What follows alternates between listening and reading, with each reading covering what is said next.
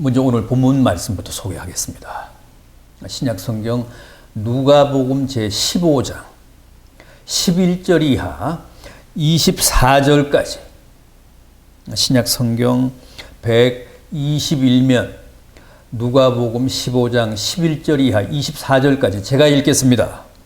또 이르시되 어떤 사람에게 두 아들이 있는데 그 둘째가 아버지에게 말하되 아버지여 재산 중에서 내게 돌아올 분깃을 내게 주소서 하는지라. 아버지가 그 살림을 각각 나누어 주었더니 그 후 며칠이 안 되어 둘째 아들이 재물을 다 모아가지고 먼 나라에 가 거기서 허랑방탕하여 그 재산을 낭비하더니 다 없앤 후 그 나라에 크게 흉년이 들어 그가 비로소 궁핍한지라. 가서 그 나라 백성 중 한 사람에게 붙여 사니 그가 그를 들로 보내어 돼지를 치게 하였는데 그가 돼지 먹는 쥐염 열매로 배를 채우고자 하되 주는 자가 없는지라. 이에 스스로 돌이켜 이르되 내 아버지에게는 양식이 풍족한 품꾼이 얼마나 많은가. 나는 여기서 추려 죽는구나. 내가 일어나 아버지께 가서 이르기를 아버지 내가 하늘과 아버지께 죄를 지었사오니 지금부터는 아버지의 아들이라 일컬음을 감당하지 못하겠나이다. 나를 품꾼의 하나로 보소서 하리라 하고 이에 일어나서 아버지께로 돌아가니라. 아직도 거리가 먼데 아버지가 그를 보고 측은히 여겨 달려가 목을 안고 입을 맞추니 아들이 이르되 아버지 내가 하늘과 아버지에게 죄를 지었사오니 지금부터는 아버지의 아들이라 일컬음을 감당하지 못하겠나이다 하나 아버지는 종들에게 이르되 제일 좋은 옷을 내어다가 입히고 손에 가락지를 끼우고 발에 신을 신기라. 그리고 살찐 송아지를 끌어다가 잡으라. 우리가 먹고 즐기자. 이 내 아들은 죽었다가 다시 살아났으며 내가 잃었다가 다시 얻었노라 하니 그들이 즐거워하더라. 아멘. 추석 연휴는 잘 보내고 계신지요? 이미 고향을 다녀오신 분도 계실 테고 아직 부모님 댁에 머물고 계신 가정도 있을 텐데 모쪼록 내일까지 이어지는 이 명절 연휴가 안전하고 또 힐링이 되는 복된 시간이 되기를 바라면서 이제 오늘 본문 말씀을 잠시 생각해 보도록 하겠습니다. 오늘 이 본문은 주님의 수많은 비유 가운데서 가장 유명하고 또 가장 아름답고 가장 극적이고 또 가장 감동적인 한 편의 드라마입니다. 또 다 고향을 찾고 부모님을 찾는 추석 같은 명절에 가장 잘 어울리는 말씀이기도 합니다. 여러분들은 오늘 이 말씀의 주인공이 누구라고 생각하십니까? 우리는 흔히 이걸 탕자의 비유라고 해서 집 나간 둘째 아들이 주인공이라고 생각을 합니다만 사실은 탕자가 아니라 탕자의 아버지가 주인공입니다. 이 비유의 초점은 집 나간 둘째 아들이 아니고 오히려 그 아들을 기다리고 또 용서하고 받아준 아버지의 사랑에 맞춰져 있습니다. 17세기 서양 미술사에서 가장 위대한 화가라는 렘브란트의 생애 마지막 작품도 바로 오늘 이 본문을 소재로 한 그림입니다. 그 작품은 지금 러시아의 상트페테르부르크 미술관에 있는데 그 그림 역시도 제목은 돌아온 탕자지만 주인공은 탕자가 아니라 아버지입니다. 돌아온 아들은 그냥 거지 행색으로 시커먼 발바닥을 드러낸 채 무릎을 꿇고 아버지 품에 얼굴을 파묻고 있고 아버지는 사랑과 연민이 가득한 얼굴로 아들을 품에 안고 있는데 보는 사람들마다 신비한 감동을 느끼는 아주 유명한 그림입니다. 렘브란트는 그 그림을 완성하고 1669년 64세를 일기로 세상을 떠납니다. 자, 본문을 한번 보죠. 어느 아버지에게 두 아들이 있습니다. 그런데 어느 날 둘째가 불쑥 아버지 앞에 나타나서 자기 몫의 유산을 달라고 합니다. 유대 사회는 과거 우리나라처럼 철저한 가부장제였습니다. 그래서 모든 게 아버지의 결정에 따라 좌우됐습니다. 그러나 재산 분배만큼은 엄격한 사회적 기준이 있어서 아버지라고 마음대로 할 수 있는 게 아니었습니다. 이 집처럼 아들이 둘인 경우는 맏아들에게 3분의 2, 둘째에게는 3분의 1을 상속해야 할 법적인 의무가 있었습니다. 오늘 본문의 둘째 아들도 그런 법적인 근거로 자기 몫의 재산을 요구한 겁니다. 다만 재산 상속 시기는 보통 아들이 결혼을 하고 분가를 할 때 이루어졌는데 당시 유대인들의 결혼 정년기는 18세에서 20세였습니다. 그렇다면 본문의 이 둘째 아들은 아직 미혼으로 많아봤자 나이가 20세 미만이었을 것으로 보입니다. 그런데도 그는 굳이 아버지 집을 떠나겠다며 자기 몫의 유산을 요구했고, 아버지도 떠나겠다는 아들을 강제로 붙잡아 두지 않고 아들의 요구대로 그의 몫을 나눠줍니다. 아들은 이미 나름대로 다 준비하고 계획한 듯이 아버지가 나눠준 재산을 신속하게 처리해서 서둘러 집을 떠납니다. 본문 13절을 보면 그가 먼 나라로 갔다고 합니다. 먼 나라. 아버지의 간섭이나 통제를 완전히 벗어난 저 세상 한복판을 뜻합니다. 여러분, 우리에게는 누구나 아버지의 집, 아버지의 품을 그리워하는 귀소 본능도 있지만 또 이렇게 아버지 집을 떠나고 싶어하는, 아버지의 눈을 피해 멀리 달아나고 싶어하는 가출 본능, 도피 본능도 있습니다.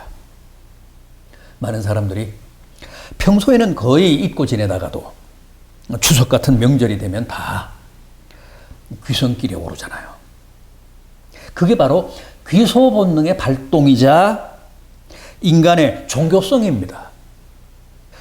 태초에 하나님에 의해 지음받았기 때문에 비록 멀리 떠나 있긴 하지만 누구나 하나님에 대한 막연한 향수도 느끼고 또 아버지 품에 돌아가고자 하는 본능적인 욕구에도 시달리는데, 다행히 우리 믿는 사람들은 성경이라는 가이드북이 있어서 아버지의 품을 제대로 찾지만, 안 믿는 사람들은 어쩔 수 없이 우상을 찾을 수밖에 없다는 것이고, 또 그것은 본능적인 욕구이기 때문에 누구도 못 말린다는 겁니다. 따라서 인간은 누구나 하나님 아니면 우상이지 무신론은 없습니다. 그런가 하면 또 인간에게는 아버지의 간섭이나 통제를 벗어나 먼 나라에 가서 마냥 자유롭게 무엇이든 다 하며 내가 곧 내 인생의 주인이 되어 마음껏 즐기며 살고 싶어 하는 욕구도 있습니다.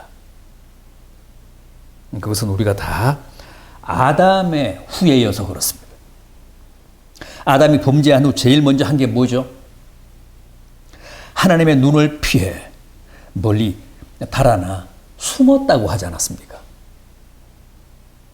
그래서 하나님이 아담아, 네가 어디 있느냐 하시며 그를 찾지 않으셨습니까? 그런데 사람은 특히 자기가 뭔가 좀 가졌다고 생각할수록 더욱 아버지로부터 자유하려고 합니다.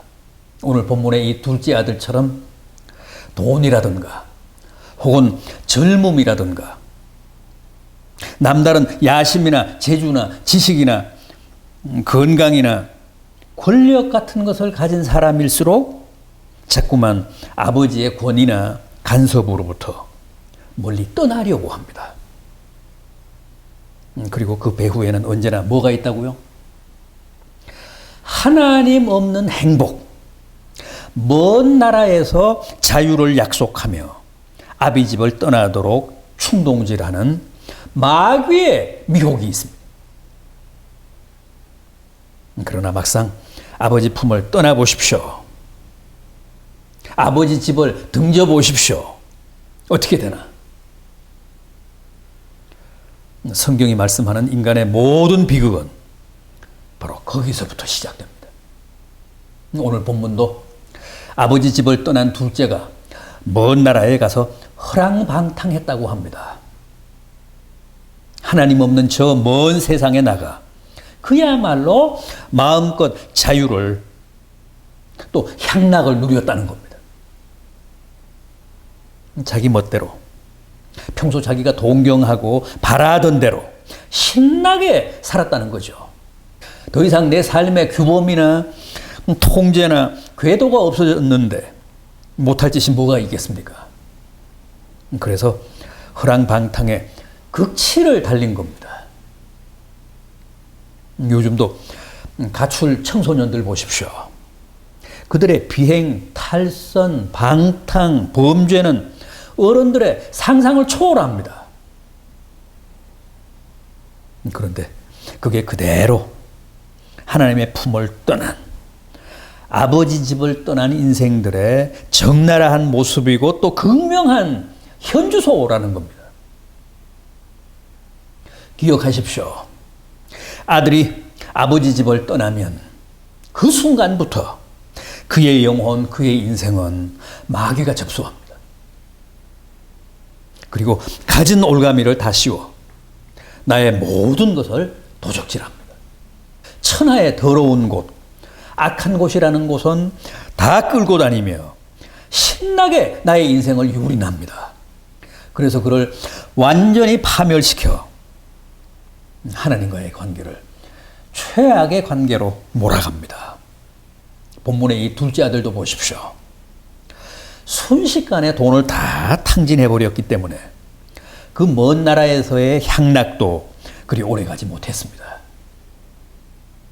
돈을 물쓰듯 하며 잘 나갈 때는 주변에 친구들도 많고 여자들도 많았지만 돈이 떨어지고 거지 신세가 되자 그 모든 게 한꺼번에 다 사라져버리고 말았습니다. 설상가상으로 그의 그 나라에는 극심한 흉년까지 들었다고 합니다. 농경사회에 흉년이 들면 산업사회의 경제공황보다 민심이 더 고약해집니다. 그러니 누가 그 이방인 빈털터리를 동정하며 맞아줬겠습니까? 온갖 맹대와 문전박대를 당하며 돌아다니다가 겨우 어느 한 집에 돼지를 치는 알바 자리를 구했습니다. 이것은 이제 그가 인생의 가장 밑바닥까지 추락했다는 사실을 뜻합니다. 유대인들은 돼지를 제일 불결하고 부정한 짐승으로 여겨서 절대 먹지도 않지만 가까이 하지도 않습니다. 그럼에도 이 탕자는 졸지에 그 돼지 우리 안에서 돼지들과 함께 지내는 돼지 같은 인생이 되고 말았습니다. 어디 그뿐이겠습니까? 흉년 탓이었는지 아니면 주인이 악덕이었는지 끼니조차도 제대로 때울 수가 없었다고 합니다. 오죽하면 돼지가 먹는 지엄열매라는 것으로 배를 채우려 했겠습니까? 그런데 16절을 보면 그것조차도 여의치가 않았다는 겁니다. 여러분, 이게 바로 하나님을 떠난 아버지 집을 가출한 인생의 종국입니다. 아버지의 간섭과 통제를 벗어나고 아버지 집을 떠나 먼 나라로 달아나면 마음껏 살고 온 세상이 내 것이고 무엇이나 다 하며 마냥 행복할 것 같았지만 보십시오. 몇 개월 혹은 몇 년이 지났는지는 모르겠습니다만 이 세상에서 가장 더럽고 가장 냄새나고 가장 부정한 돼지우리에서 돼지 사료로도 배를 채우지 못하고 굶는 정말 짐승만도 못하고 돼지만도 못한 존재로 전락하지 않았습니까? 그러나 다행히도 이 탕자는 그 인생의 맨 밑바닥에서 막장에서 영영 떠나기로 마음먹었던 아버지 집을 다시 떠올리며 막급한 후회와 회오의 눈물을 흘리기 시작했습니다. 랍비들의 격언 가운데 주염 열매를 먹어봐야 회개한다는 말이 있는데 정말 그 말 그대로 탕자는 그 돼지우리에서 비로소 처절하게 회개하는데 뭐라고 했다고요? 17절입니다. 이에 스스로 돌이켜 이르되 내 아버지에게는 양식이 풍족한 품꾼이 얼마나 많은가? 나는 여기서 줄여 죽는구나. 그러면서 일어나 이제 돌아가리라. 돌아가서 아버지께 앞으로는 아버지의 아들이라 일컬음을 감당할 수 없으니 나를 품꾼의 하나로 받아달라며 간청하겠다고 다짐합니다.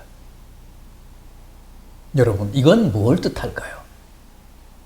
우리는 때로 아버지를 버리고 아버지의 집을 등지고 달아나지만 아버지는 절대 우리를 버리시거나 포기하시지 않는다는 겁니다.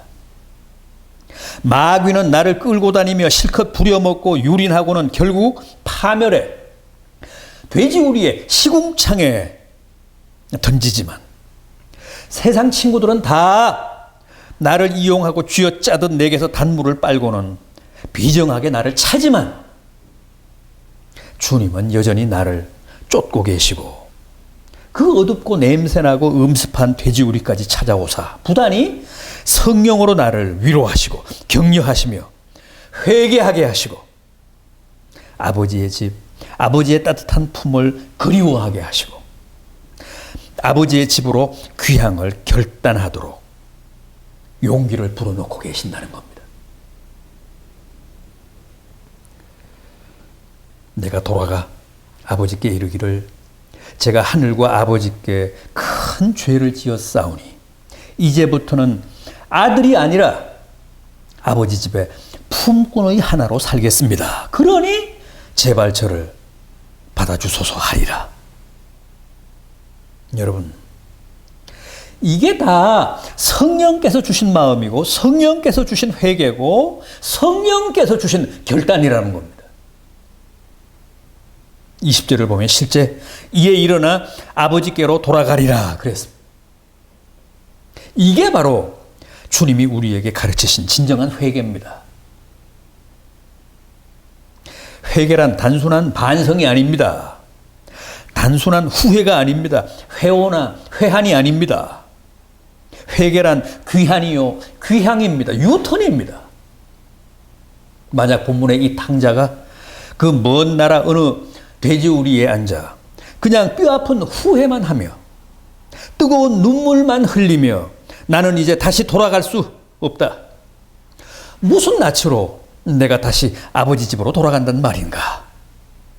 또 돌아간들 아버지가 나를 다시 받아주시겠는가 하며 귀향하지 않았다면 그건 절대 성경이 말씀하는 진정한 의미의 회개가 아니라는 겁니다. 가룟 유다도 후회는 했지 않습니까?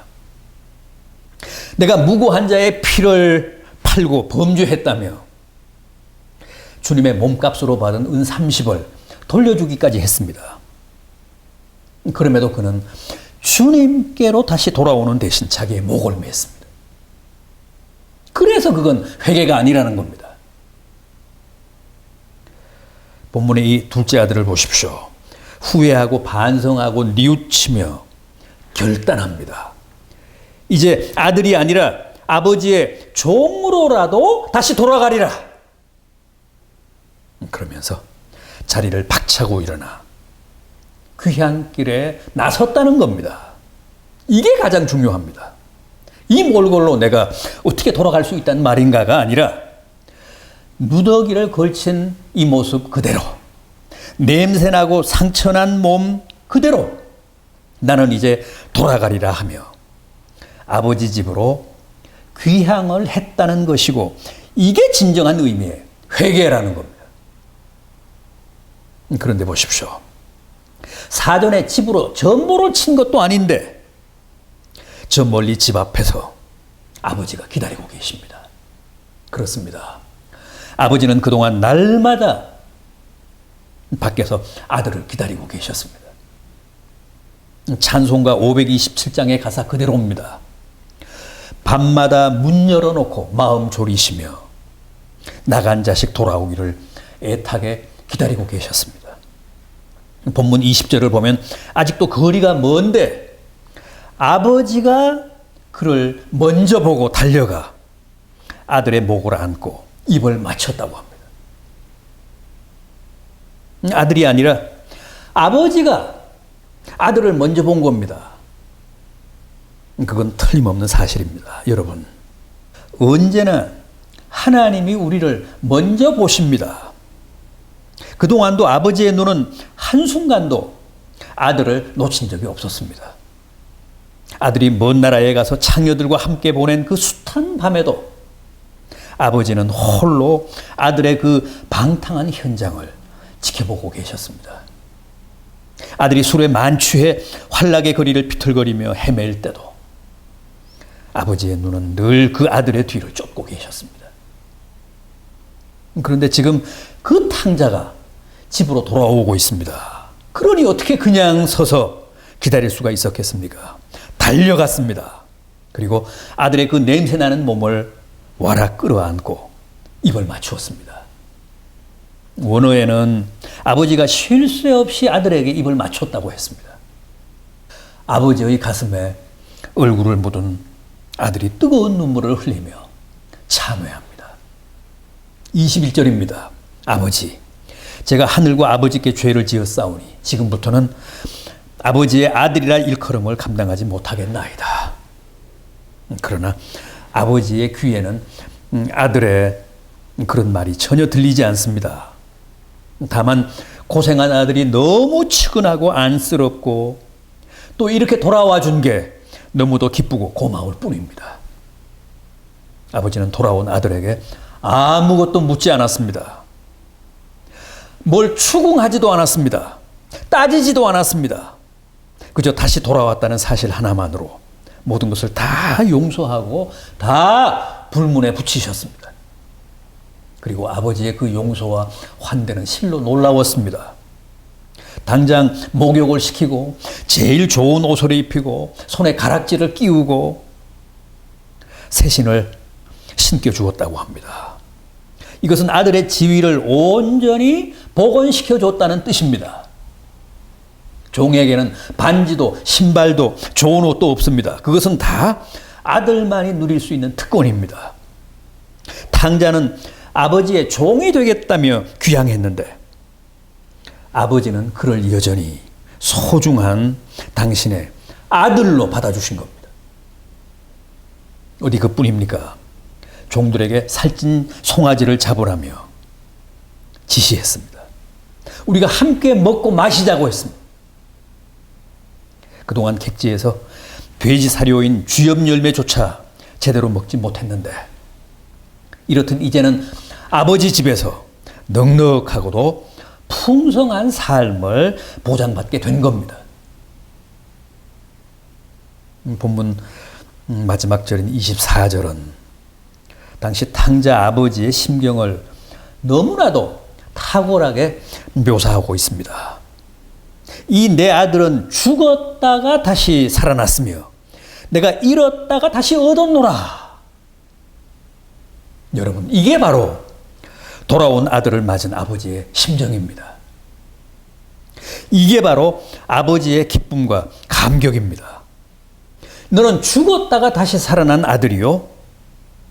내가 잃었다가 다시 찾은 아들이다. 그런데 이게 그대로 우리가 회개하고 돌아왔을 때의 주님의 심정이고 감격이고 기쁨이라는 거예요. 죄인 하나가 아버지 품으로 돌아오면 하늘에서는 큰 잔치가 벌어진다고 하지 않았습니까? 이번에도 추석을 맞아 고향을 찾으신 분들이 많으실 텐데 명절 때 자식들이 부모님을 찾아가 뵈면 얼마나 좋아하십니까? 효도는커녕 늘 10년만 끼치는 자식인데도 찾아가 뵈면 그렇게도 좋아하실 수가 없습니다. 그런데 여러분, 그게 바로 우리 하나님 아버지의 마음이고 사랑입니다.